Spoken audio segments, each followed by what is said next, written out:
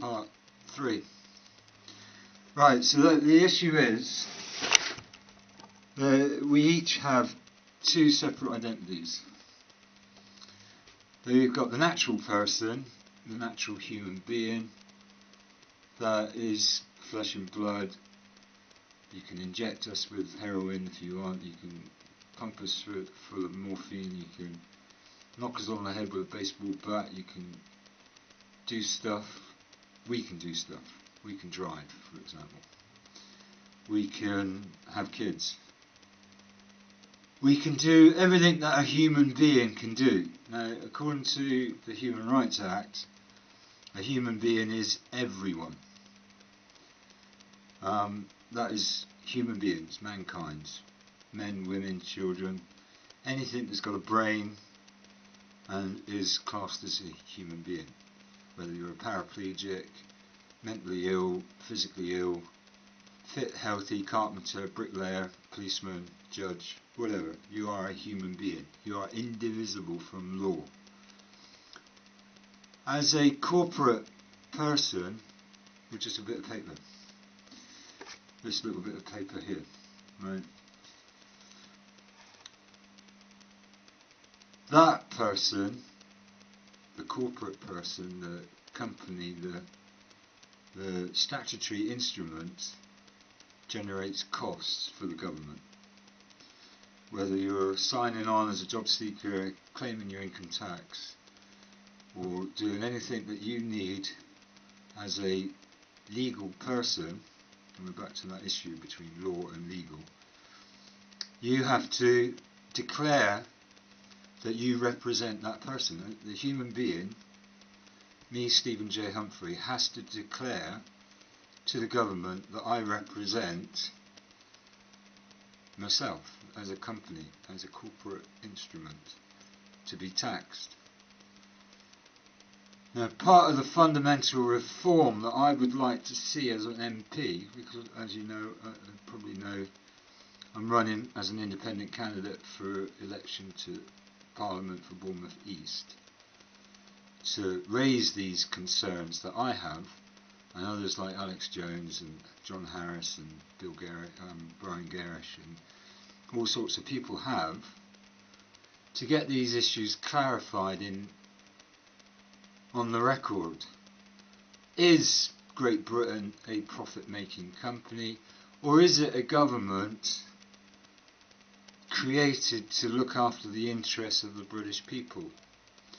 Now, this is the biggest fundamental debate that we as a people have to make. Now, I know from recent experience that people like Rob Menard are discussing this in Canada, Alex Jones is discussing it in the USA, even Obama recognises it. Now, that is the biggest fundamental reason why I want to run as your candidate for Bournemouth East. It's not because I've got crappy hair like this. It's not because I can wear makeup whenever I want. It's not because I'm a big fan of solar power. It's not really because I want to rob you of your cash. I don't. I just think if an MP can do the job on 10 grand a year, let's do it on 10 grand a year. That's what I'm getting. That's roughly what I'm on at the moment, 8 grand a year. When you add in housing benefit, council tax benefit and all that, it's about 8 grand a year. But 6.5 grand of that goes on rent. Just sign it over, send it off, the landlord comes and picks it up, and so I'm on, 3 grand a year. Another grand of that goes on bills. I spend 2 grand a year on food and stuff. So that is the fundamental reason why I want to run for Parliament, is to answer the question, what is the purpose of government? Is it to deprive us of our lawful entitlement to cash for goods and services that we provide?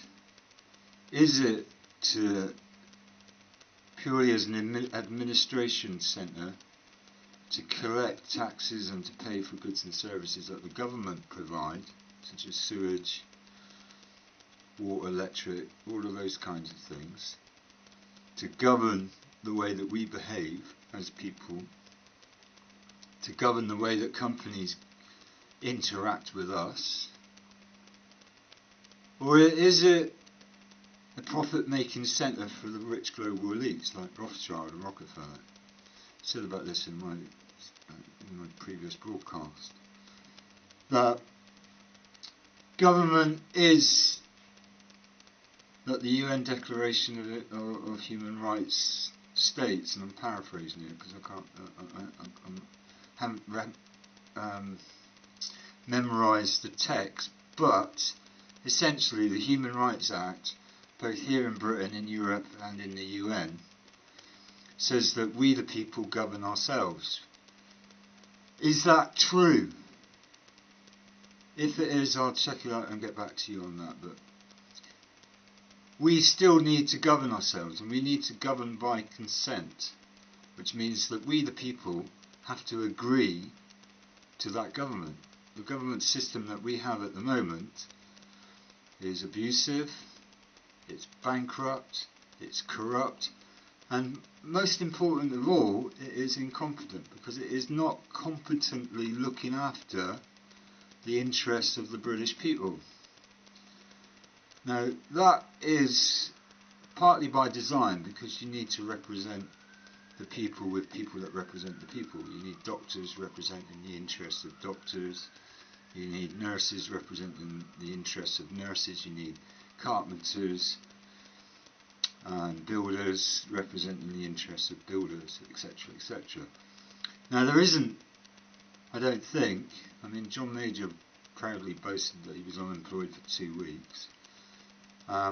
There isn't, as far as I know, any member of Parliament that represents the jobless.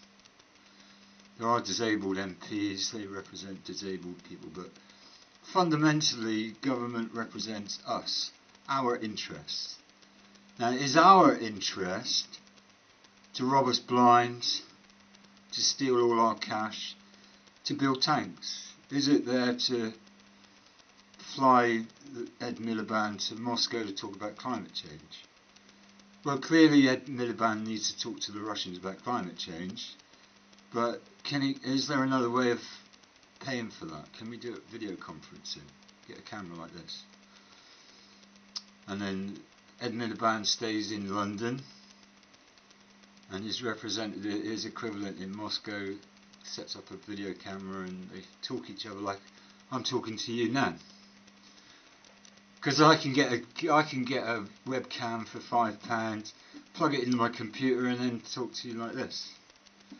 Or I could do what I'm doing, record it and send it off. Post it on Facebook and YouTube and stuff, right? But fundamentally, what is the purpose of government? Is it to rob us blind? Is it to look after our interests? Is it to share those interests, those dividends, amongst the people, so that the people of Great Britain and Northern Ireland benefit from that administration? If government was good, I wouldn't be having this conversation with you, right? I wouldn't have anything to complain about, but I've got tons of stuff to complain about.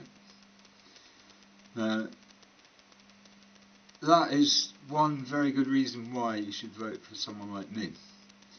Not because I'm the ugliest politician that's ever stood up in front of a camera, no, right? It's to get someone. If I don't get elected, I'll be pestering the next member for Bournemouth East to challenge the government on this very same issue. What is the fundamental role of government? Is it to steal our cash? Is it to benevolently look after our personal interests? The interests of human beings that happen to live in Great Britain and are registered to live here. Right? So can we find a way forward? Can we look after the country better than we are looking after it at the moment? Now, the way it works at the moment, all your money goes to Parliament, Parliament then pays the European Parliament, and it just disappears. Now, how do we fix that? That's the question I need you to ask when you come to vote at the next general election. Ciao.